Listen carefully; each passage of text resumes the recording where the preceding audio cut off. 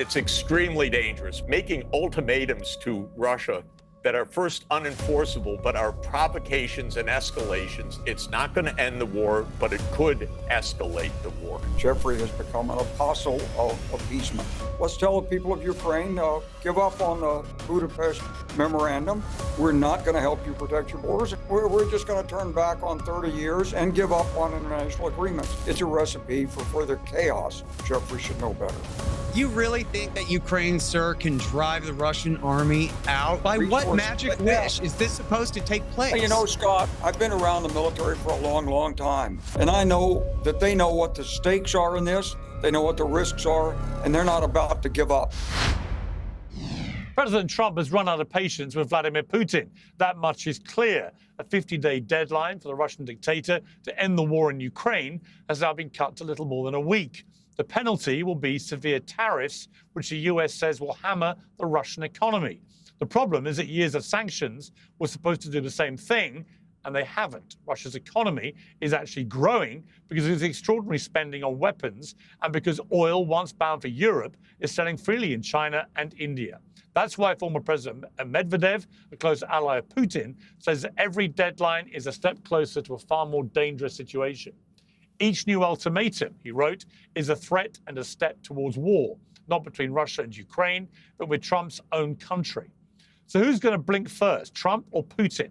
And what happens if neither of them do, or if they both go to war?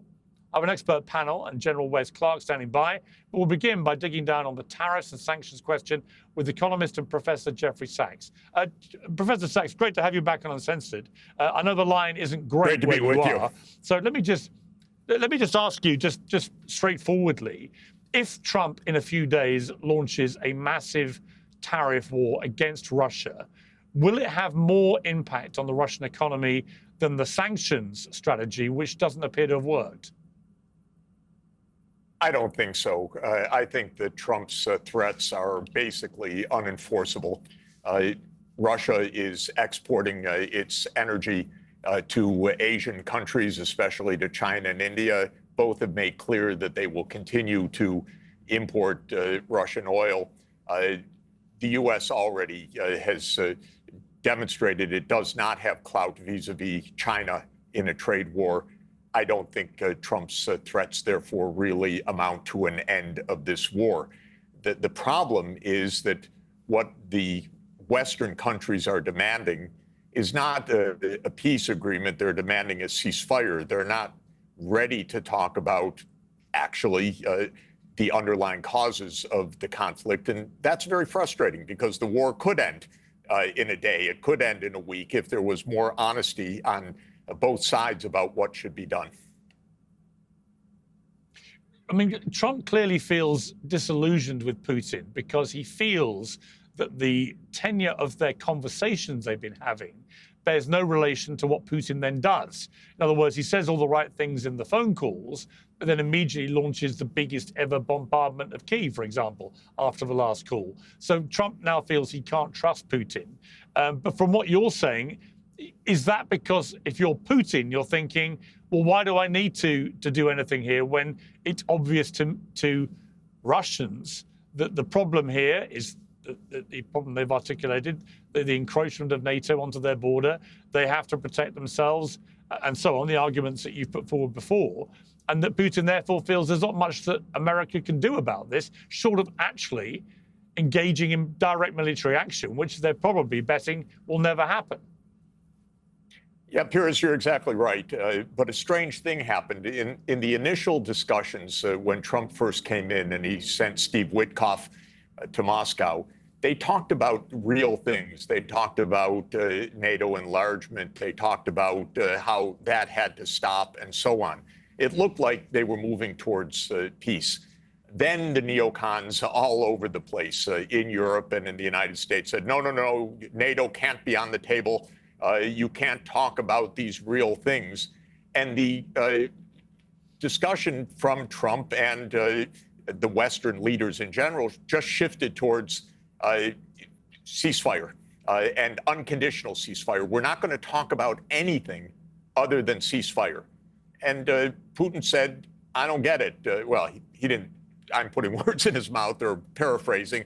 He said, but we were talking about ending the conflict. Now you're talking about a ceasefire. And the Russians have said repeatedly every day, we want to get to the root causes of this. This is not just a delay for another attack by the West. We know how many people hate us. This is clear. They hate us in Britain. They hate us in France. They hate us in the US. We want to get to the root causes. We don't want just a pause. And the Western leaders never came back to even a moment of basic discussion about NATO, for example. Mark Rutte, the Secretary General of NATO, concluded the recent NATO summit in The Hague by saying Ukraine is irrevocably going to be a NATO member. Well, duh. You know, how are we going to have a peace if the Western countries are basically saying we're not going to discuss anything other than what we demand? So it's a kind of a conversation of the deaf on both sides. I mean, Trump may be perturbed that he's not getting his way, but maybe he doesn't understand. The first days of discussion between the U.S. and Russia were completely different from what's happening right now. There was real discussion about the real issues of this war. I know that because I spoke with the Russian side, I spoke with the American side. It was actually moving towards a peace. It really was. Then suddenly, because of Starmer, because of Macron, because of Lindsey Graham, because of Dick Blumenthal, because of the CIA, because of everybody, they told Trump, no, you can't say anything about NATO enlargement. And all of that discussion ended. So this is a kind of a dialogue of the deaf, and it's extremely dangerous. Medvedev is absolutely right. Making ultimatums to Russia that are first unenforceable, but are provocations and escalations. Oh my God, it's sad for us. It's sad for us as watching this thing. This is not honest. It's not leading anywhere. It's not going to end the war, but it could escalate the war. Jeffrey Sachs, a rather ominous way to end that, but I really appreciate you joining us. Thank you very much. Great to be with you. Thank you. Well, turning to my panel now. Now, just to be clear, I'm away from my usual studio. I'm in New York, working on a very slight delay. So I begin with a polite request for everyone on today's panel to maybe allow each other to speak and to then respond. That would be a refreshing change to some of the more aggressive shouting matches we have got into recently. Now, General Wesley Clark, the former Supreme Allied Commander of NATO, is with me.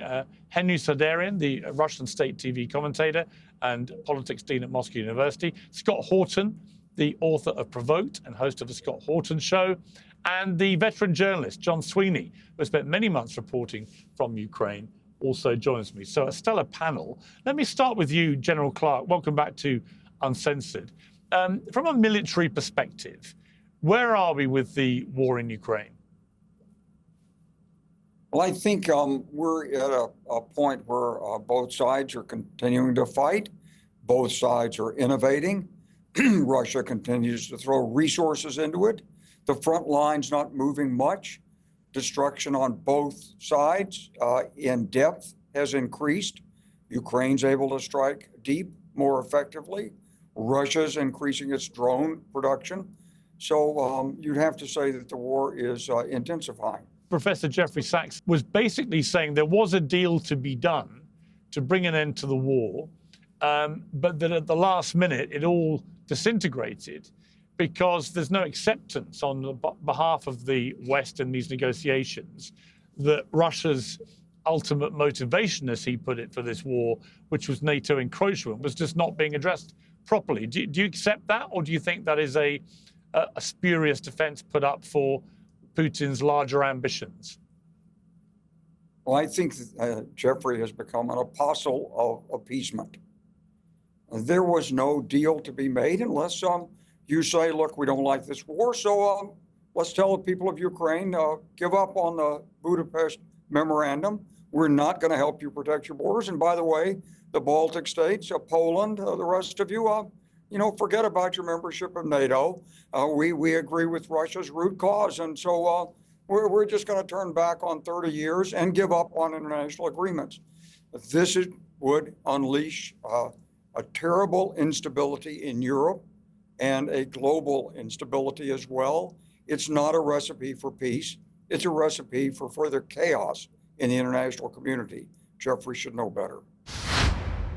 Today's show is brought to you by Oxford Natural, makers of the Optimum Day and Optimum Night, all natural supplements. Thousands of Brits and Americans are already taking them with incredible results. Optimum Day is designed to boost your energy and support weight loss throughout the day. Optimum Night helps you relax and get deep, refreshing sleep. And don't just take their word for it. Here are just a few of their success stories. England football legend Michael Owen lost 40 pounds. Robbie, the face of AFTV, dropped over 100 pounds. Linda, a top law firm executive, lost 50 pounds. And Anita, an immigration lawyer, shed 60 pounds. To watch their full stories and find out more, scan the QR code on your screen or visit oxfordnatural.com/Piers. And here's the best part. Use the code Piers, P-I-E-R-S, and get 70% off your first order. Get 70% off with the promo code Piers. John Sweeney, you've been to Ukraine a lot. My brother and brother-in-law both were British Army colonels. We've had long conversations about this situation. My brother was always from the start clear that he did not believe Ukraine could win this war militarily without the Americans actively getting engaged in fighting themselves, which was never going to happen. What is your sense from Ukraine's side? Because many people thought they would roll over very quickly. That never happened. They've shown extraordinary resilience in this war. But we are, as General Clark said, pretty much at a stalemate, possibly edging in Russia's side here.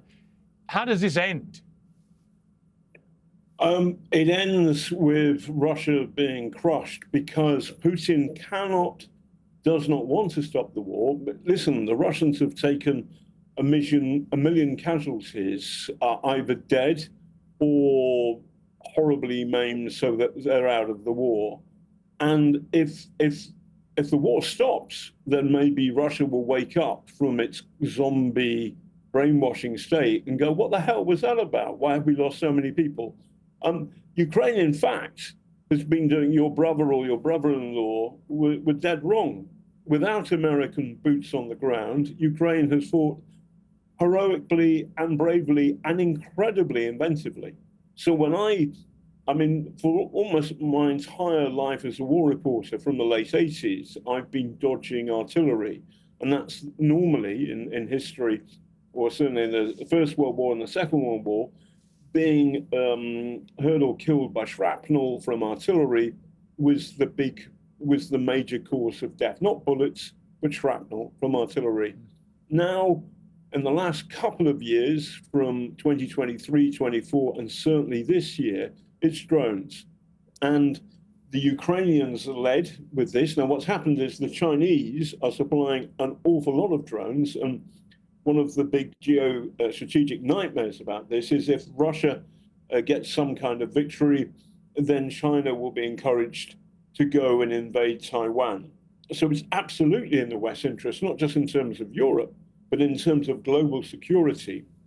The simple point of principle, which we in Britain went to war in 1914 and then in 1939, is that no nation state should seek to get bigger by invading its neighbors. And that's a very, very good principle. And it leads to stability across the world. And Russia, under Putin, has broken that principle. And that is why there will only be peace in the world, or a better chance of peace in the world, if Russia is defeated. And the problem has been not Ukrainian courage. There's a lot of it, because frankly, if they give in, if they surrender, then it's over for them and for their nation and all the horrors that go with that. So they're going to keep on fighting, come what may. The problem is that we in the West have lacked the will to really help Ukraine, and we've lacked the common sense to understand that Putin is the killer in the Kremlin. He's no friend of ours, full stop. Okay, Henry Sardaryan, what is your response to that? Well, I hope it's not a cheerleading contest or, a place where we come for declaration. If we have to make analysis, I haven't heard of any type of reports or analysis in the Western think tanks issued by the Western think tanks, which would ever consider a real possibility that Russia is going to lose on the battlefield.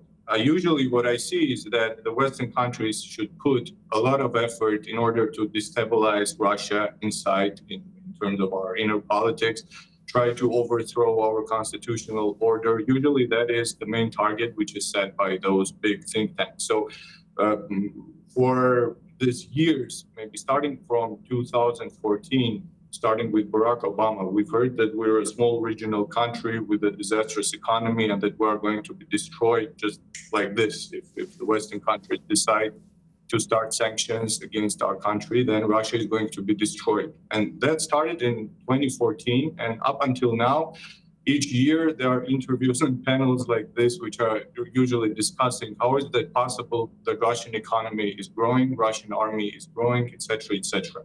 So it is obvious that no matter what are your ethical values or your view on the conflict, it is obvious that the way in which the Western countries reacted during these years on Russia's, well, at least questions which were put by our political authorities, the way the Western countries reacted is not efficient. It doesn't work. Because initially, before starting the special military operation, Russian authorities, Russian Minister of Foreign Affairs and our president, they asked only for one thing, that maybe we can meet and discuss the security structure and security architecture in Europe.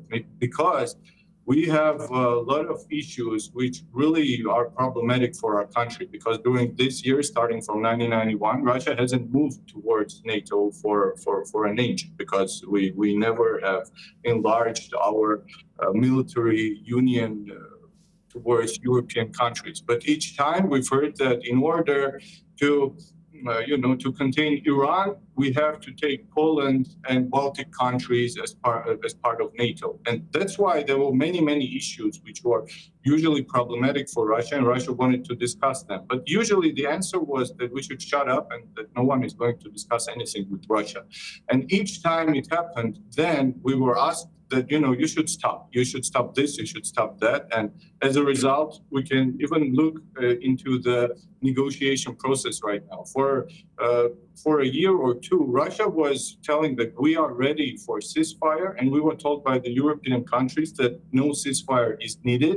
We need a full-scale peace agreement. Now, when Russia says that, okay, we want to discuss a full-scale peace agreement, which will include all the issues that should be dealt with, we are told by the European countries that, no, we need a ceasefire right now, a 30-day ceasefire, a 2-month ceasefire, but no full-scale peace agreement. And my personal opinion is that a peace agreement it could be reached, but with all the due respect, that is an issue which should be discussed between the President of Russian Federation and the United States, because the issues which we should settle, or as President Trump likes to say, the deal we should make, it includes a lot of questions which are concentrated not only in Ukraine, but around Europe as well. And that's why we need those negotiations between the leaders.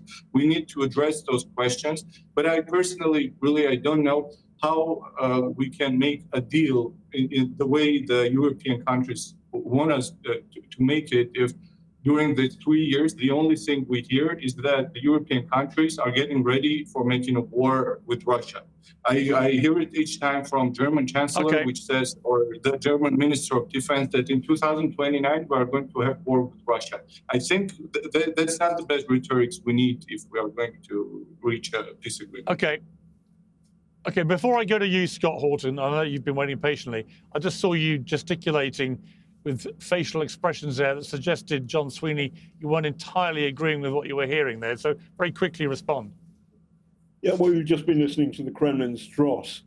The reason why the Baltics and the Poles, for example, do not want to be any part of the Russian world is because the map of Eastern Europe that Putin wants to go back to was drawn up by Adolf Hitler and Joseph Stalin in the Midnight Pact of 1939, the Nazi-Soviet Pact. And in that, the Nazis got Western Poland And the Soviets under Stalin got Poland, Eastern Poland and the Baltic states. And then after the Second World War, pretty much the whole of Eastern Europe. So guess what? The moment the Soviet Union collapsed, all of those countries wanted to join NATO, which is a defensive organization, because they didn't want to be invaded by Russia again. Russia is not a democracy. It's a fascist state. Russia invaded Ukraine twice. Ukraine has fought like a Bengal tiger for its freedom and independence. And Henry is a servant of a tyrant who murders his critics. So Henry has been talking utter rubbish. One thing that I have in common with Harry and Meghan is that we all value privacy. If you've ever Googled your own name and discovered bits of your address, phone number and employment details hanging around, you'll be aware that your data privacy is under siege. That's because your data is purchased and sold by data brokers without your consent. Today's sponsor has a solution. Incogni contacts those shady websites and gets your personal data removed automatically. No forms, no emails, no ransoms. They handle all the back and forth of these brokers and update you on their simple dashboard. Incogni does not stop after the first sweep. They monitor and keep on removing your data if it pops up again. If you care about privacy and you want fewer spam calls, fewer junk emails, and a reduced risk of identity theft, this is a smart move. We've teamed up to give you a 60% discount on an annual plan at incogni.com/peers. Use code PEERS when you check out. That's Incogni, incogni.com/peers, PIERS. Use code PEERS when you check out. Okay, let me bring in Scott Horton. Henry, you can respond to that later. Scott Horton, I mean, many things can be true at once. I don't disbelieve for a moment that what Henry is articulating is Vladimir Putin's view, and is probably a view held by many Russians. Nor do I dispute that John Sweeney, from his work on the ground in Ukraine, has his view and is equally sincerely held, as is General Clark's. In other words, you know, depending who you talk to, the view of this whole war is very different, isn't it?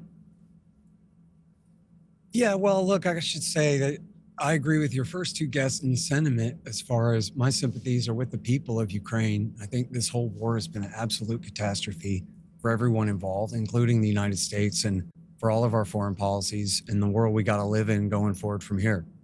It's a disaster, but I believe General Clark and I agreed on your show last December that, in fact, the Russians are ascendant on the battlefield.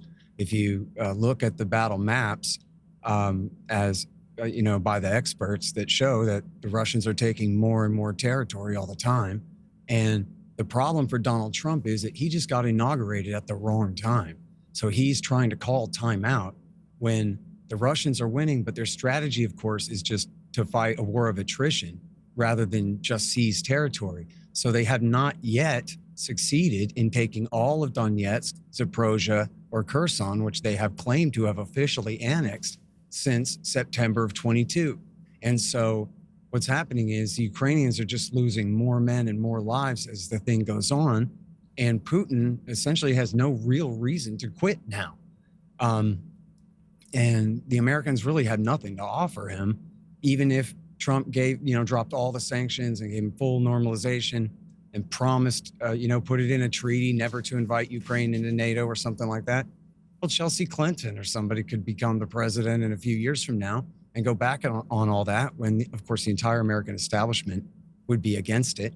And so it'd be pretty difficult for the Russians to rely on that. So I think they're going to just keep fighting, which is absolutely horrible. And, as I showed in the book, and it's been a few months, Piers, I don't know if you've had a chance to finish reading Provoked yet, but as I show in the book, even the most hawkish NATO expanders and the most prominent American grand strategists that you could possibly name of our era, Henry Kissinger and Zbigniew Brzezinski, they both said, we have to come up with a special status for Ukraine. We have to make it like Austria in the Cold War so that it's neutral, so that it's a bridge between East and West. Because if we try to take it away, the Russians are going to invade and break the thing. Just the same as John Mearsheimer warned, just the same as Jeffrey Sachs warned back years ago. that it was American meddling that was forcing this issue. And that does not justify what Russia has done here. Again, the book is called Provoked, Not Justified. But the reality is that America, Washington, D.C., our government, got our Ukrainian friends into this mess. And unlike what the second guy said, Mr. Sweeney, that, oh, this is going to end with Russia crushed. You have it right, Piers, that unless we're willing to send in the 82nd Airborne and the U.S. Navy, that we cannot reverse the tide for Ukraine here. So where does that leave us? And General Clark said last December on your show that, okay, yeah, but we shouldn't really talk like that and betray our position of weakness in any upcoming negotiations. Well, now it's the end of July, and they've done nothing but lose more men and more territory since then. So where are we really going with this? Yeah, I mean, General Clark, I mean, historically, Russia has shown a remarkable patience when it comes to warfare. They will keep going and withstand losses that many other countries would simply not tolerate to achieve their aims. I'm not quite sure why, looking at the state of this war, why people would think that Russia are about to be crushed. I don't really see evidence of what John suggests there. And from a military perspective, unless America gets involved in a more direct manner, isn't the reality that Russia's military vastly outweighs Ukraine's and therefore is highly unlikely to lose? You know, I think it's, I think this is like saying, Piers, in 1942, when Germany was at its maximum penetration of the Soviet Union, that no one could see how it could possibly be turned around, that the 1,000-year Reich was going to be there. And you would have told Stalin, why don't you surrender? I mean, why lose all this territory? Why risk Moscow? Why don't you surrender? Look, the people of Ukraine understand very well what's at risk in this. They know that should Russia dominate and take this, there will be massive ethnic cleansing. There will be millions of people liquidated. There will be huge refugee flows to the West, and the rest of Western Europe will be destabilized in one way or another, and there are enormous consequences on China. So yes, all of the leaders of Western Europe and most of the United States wants Ukraine to prevail. And I'm not sanguine about the threatened 100% tariffs working on Russia. I think the answer is the United States fumbled early on in this by not giving Ukraine greater military assistance, by not appreciating the skill and the diligence and the courage of the Ukrainian warriors. And I think we'd be making a big mistake right now if we assumed that Ukraine cannot win. I believe Ukraine can win. And when you talk about Russia, don't talk about Russia. Russia is not some great public work democracy that wants to go one way or another. Russia is a small group of people at the top, dominated by Vladimir Putin and his intelligence organizations, that crushes Russia's opinion, that dominates, that bullies, threatens, imprisons, and murders its opponents. It's not a democracy. And under Putin, it's not a state that you can consider as a good actor to be brought back into the international community. And that's why nothing happened in January, because even with all of the goodwill that Donald Trump wanted to bring to Vladimir Putin, he and his people recognized you can't deal with this man. So the United States has not tried to destabilize Russia. Maybe we should have, but we didn't. But Putin's going to do a good enough job himself by continuing to draw off people, by exposing the Russian people to these casualties. Already, St. Petersburg, Moscow, people know what this is about. Given the slightest setback, Putin will be pushed aside, would be my expectation. So he's afraid to have a ceasefire. He's afraid to pull back on his objectives. He's afraid to let the Russian people know the truth about the sacrifices there. So let's not say Russia is don't look at this like there's Russia, there's Britain, there's France. No, there isn't. There's France, there's Britain, there's the United States, and then there's Putin. He General, more you really all the think people that in Russia Ukraine? than Hitler represented everybody in Germany. You really think that Ukraine, sir, can drive the Russian army out of Luhansk and Donetsk, Zaporozhye and Kherson, and even Crimea to retake every last inch like in the promises? On what By what resources magic they have. wish is this supposed to take place? You know, Scott, I've been around the military for a long, long time. And I've been around some of the people in Ukraine for a long time. And I know that they know what the stakes are in this. They know what the risks are, and they're not about to give up. And when you have people who believe that fervently in what their future is, don't write them off, okay? And it's not in your place to be saying, oh, we don't think you can win. We know you want freedom. We know Putin's a bad guy, but we're going to give up on you. We're not going to give up on Ukraine if we can summon the will of the West. This is our civilization Ukraine is fighting General, for. Just a second, Scott. Just a second. You give up on Ukraine. The next thing is the Baltics. And by the way, the Russians have already published video propaganda showing how Russians would parachute into Gotland, take Gotland, surround the Baltic states, demand that NATO move out and dare us to, and then threaten nuclear weapons. These plans are in the books. So look, I appreciate your sympathies. I know you're trying to find some area of agreement with me, but look, this is a battle that the West must face up to and face down Mr. Putin. Okay, but the thing is, you correctly deny that Russia is this single organism, but you talk about Ukraine as though it is, when in fact, we're talking about a conscript army, and according to the Associated Press and the New York Times, with hundreds of thousands of deserters, people in the hundreds at least drowning in the river trying to escape from Moldova, conscript press gangs kidnapping people off the streets. This is like Woodrow Wilson saying, oh, the people of America have volunteered en masse. Here's the thing you may not understand. It's not true. If you look at what happened in Maidan last week, when President Zelensky said, I think we'll get rid of the Anti-Corruption Commission, there were tens of thousands of people out there. Good point. Ukraine will fight for its independence. It does. Look, and let's be clear about something else, Scott, and to all those who say, including our guest from Russia, the United States did not in 2014 demand that Ukraine come in to NATO. In fact, it had been dropped really since 2008. All the Ukrainians wanted was to be out from under the thumb of Russian corruption. That's why they wanted the association with the European Union. Look, Russia is a corrupt mafia intelligence-led state headed by Vladimir Putin. It's not the way you can deal in the modern world.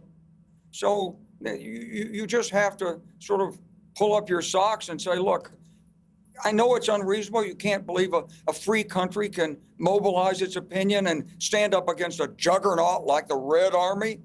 Well, they've done it, and they're going to continue to do it. That's what my prediction is. Okay. Unless But in your analogy, Hitler has nukes. Pull out the support for Ukraine, and we can't. In your analogy, General, Hitler has nukes, and Stalin has no choice but to surrender. I'm not going to deal in analogies like that. I'm telling you, the Western allies to intervene. It would take the Western allies to directly intervene, and we can't. Scott, I know, for example, I actually, there's a friend of mine who's a Ukrainian soldier, Vladimchenko, who arrested me for being a Russian spy, rather comically, on day 2 of the big war. And I saw him very recently, and he's still fighting for Ukraine, as are all his friends. And he has, now let's be clear about this. In 2022, the Russians invade and they take a fifth of Ukraine, and they've got still a fifth, and they've got a little bit more, but not much more. So why aren't they in Kyiv? Why is the Ukrainian army fighting so strong? Why can you answer that question? Why has the Ukrainian army managed to stop the Russian army from taking the capital? Is it because they believe in what they're fighting for? Is it because they believe in liberty? Sure. And someone like you, sir, you're like Lord Haw-Haw, broadcasting as if you're from Nazi-occupied Berlin. Come on. You're like George W. Bush. saying we can't cut and run now or our boys will have died in vain, so we have to stay in the war. That's what you're like. I don't know, but there are ordinary Ukrainian soldiers are fighting for their country and their idea of freedom. Ordinary Iraqis were fighting with Americans for their faction against the other side. No, we can't leave you're now. not listening to me. I mean, I It's the don't same know thing. whether there's a... Listen, mate, I don't know whether there's a KGB guy underneath your table holding your balls. Oh, or give me a something break. like That's this. really all you got. No. Oh, really? Oh, so I can tell you 4 Russian people I know who are critical of Vladimir Putin. What percentage of the army are conscripts in Ukraine? Natasha Esmerova, Boris Nemtsov, Alexei Navalny, all shot or poisoned, right? Yeah. Now, you cannot say this about the critics of Zelensky. The critics of Zelensky were out in the streets of Kiev in their tens of thousands. A lot of critics of Zelensky have been charged with treason and kidnapped. And use of the Kremlin, imprisoned. which is a dictatorship. Yeah, a lot of dissidents in Ukraine Okay. have been rounded up and put in prison. Let me give Henry a chance to respond. First of all, Henry, Sure. John Sweeney said you're a servant of the fascist state. What's your response to that?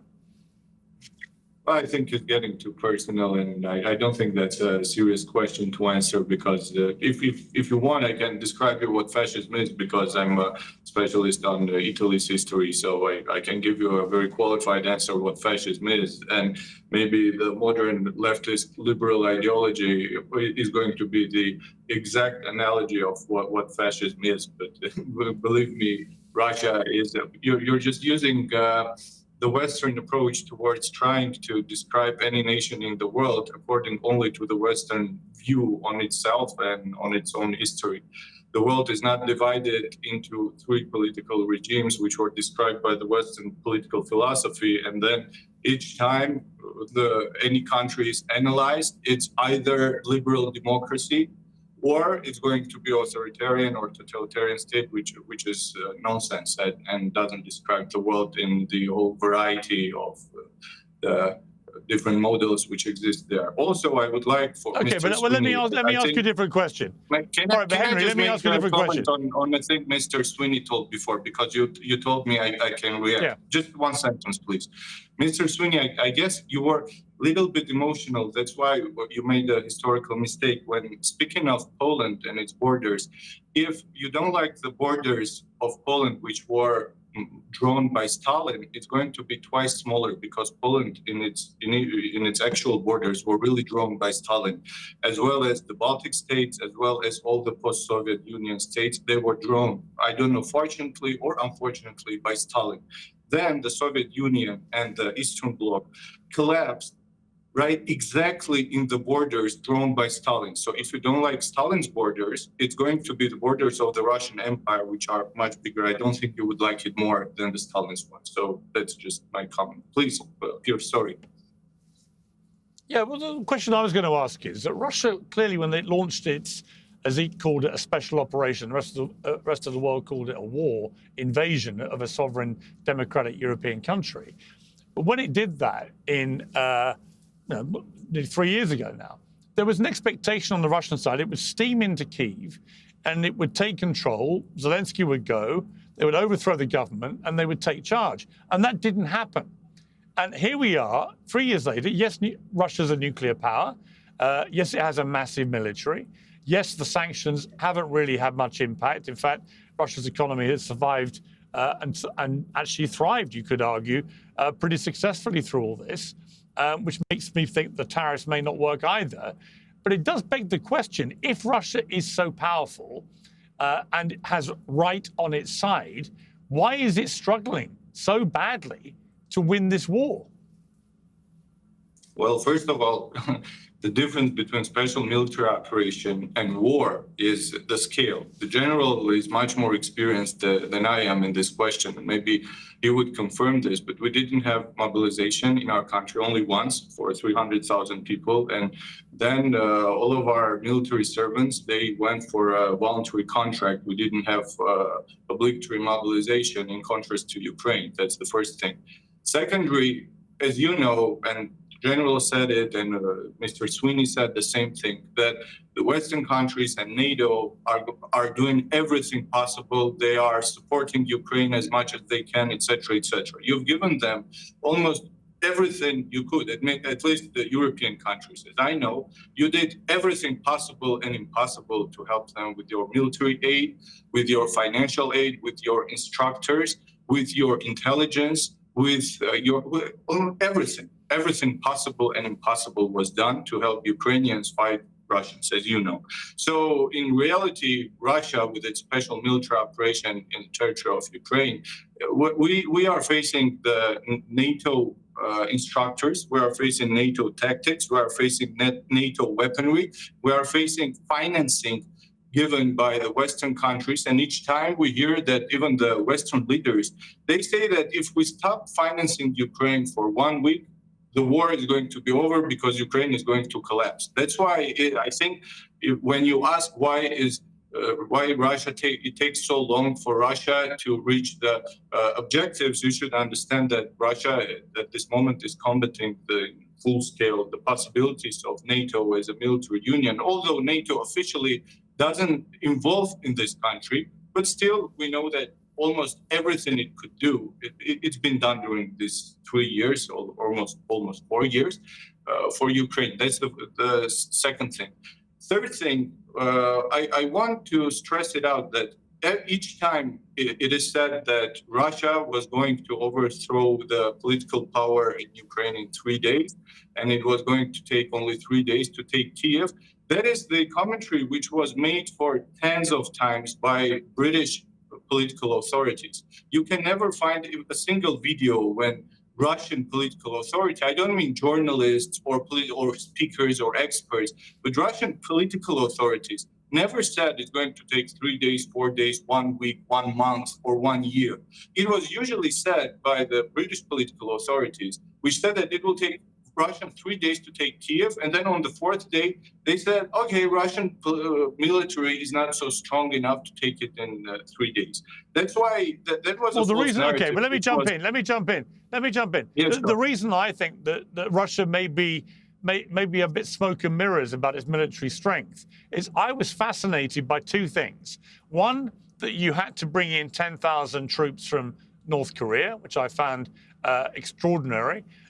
If you've got such a massive military, why do you need to do that? And secondly, the way that Russia basically ran away from Syria and let Bashar al-Assad just fall was also, to me, extraordinary, and showed me that maybe the threat to Europe. Russia's military was being stretched in a way that it could not sustain for a long period of time. So, I mean, Scott, I'll come to you, but first of all, Henry, your response to that. I mean, why did Russia give up on Syria seemingly overnight, and why has it been relying, it appears, on North Korean troops to bolster its forces? Okay, well, I think you're a very intelligent person to understand that if Russia has 2 million personnel army, 10,000 Koreans are not going to influence the battlefield so much. So why use them?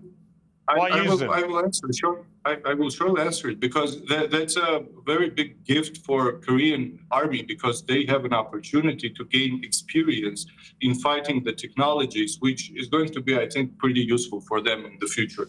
As for the Syrian problem and the Syrian political regime, I personally think that the failure of Bashar al-Assad is a tragedy for the region for one single reason, because if you see the persecutions of Christians and of Druze people in Syria right now, I think that's a catastrophe and that's a tragedy. And I wouldn't make it, a story to brag about or to be happy about, because that's a real tragedy. That's tragedy of Syrian people whom I love and who are great people.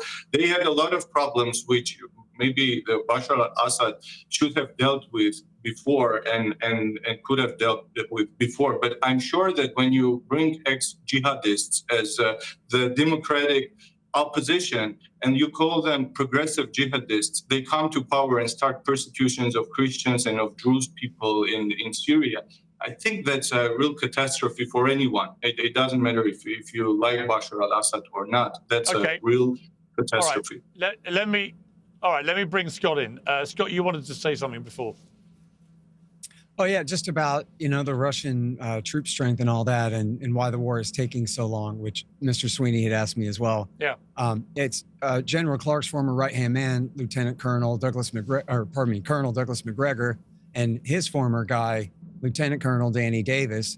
They are both active war analysts, and they have said all along that the Russian strategy is to fight a war of attrition. In other words, to move very slowly and just take the land with artillery and airstrikes and try to spare their guys by chewing up the other guys, rather than simply just moving to take land for its own sake. Because once they're done breaking the Ukrainian army, if that point ever comes, then they can walk around and go wherever they want.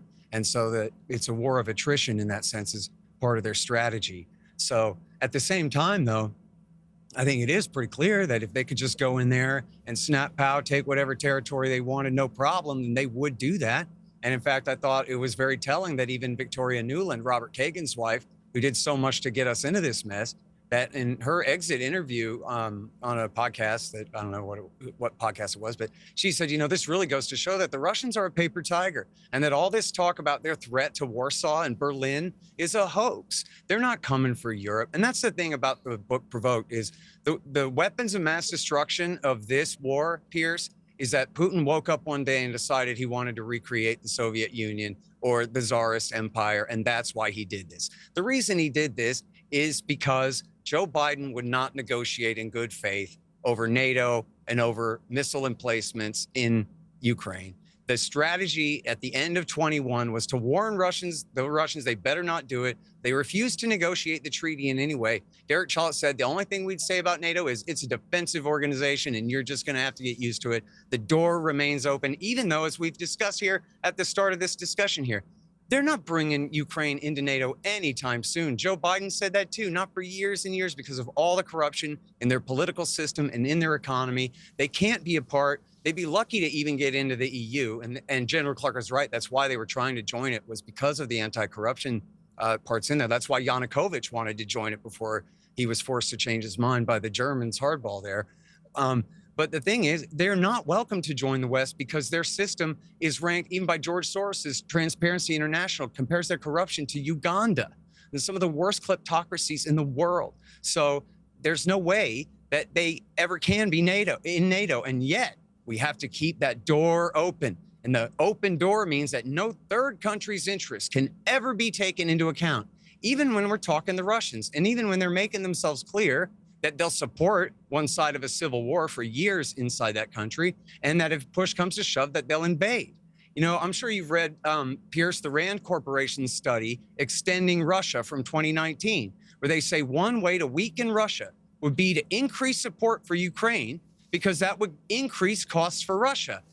On the other hand, that could provoke them into actually invading and sending in the infantry and taking territory, which would be a huge loss for us and for our Ukrainian friends. So it was as though Biden read the Rand Corporation recommendation, but forgot the disclaimer that you better be careful about how you do this, because if you calibrate too much support for Ukraine, you're not going to deter an attack, you're going to provoke one. That was their own words. Okay, look, we're running out of time, so very quickly, General Clark, if you could respond first, and I'm going to jump. Of what actually happened. You're a student of history. You should know that from the time Vladimir Putin became prime minister and later president, he wanted to restore the Soviet Union's space and territory. That's not true. That is true. And no, everybody it's all based on misquotes. Let me finish. Everybody who was a statesman in Eastern Europe knew it. People came to me and told me they had the captured documents. They had talked to Russian diplomats. They knew this is what John Birch Society conspiracy garbage, man. In 2007, at the Munich Security Conference, Vladimir Putin made it very clear what his intent was. We in the West didn't want to take it. People should read that speech. It doesn't say he wants to recreate the Soviet Union. Can I finish, People please? should read that speech. You're right. Can I finish, please? Thank you. Today, there's a campaign of sabotage in the West run by Russia. No. If you read the Russian media, there is. And you can read the Russian media, and that's debunked in my book, too. Beating the drum, saying we're at war with NATO.